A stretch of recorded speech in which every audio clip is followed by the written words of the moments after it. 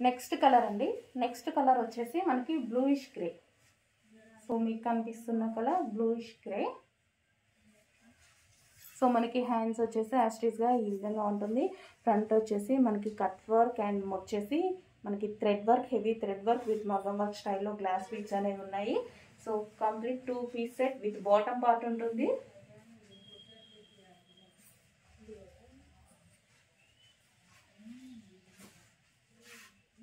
So ఈ విధంగా ఉంటుంది. డ్రెస్ వేసుకుంటే మంచి నీట్గా ప్లెజెంట్ లుక్ అయితే ఉంది. సో చూడడానికి కూడా చాలా బాగా కనిపిస్తుంది అన్నమాట.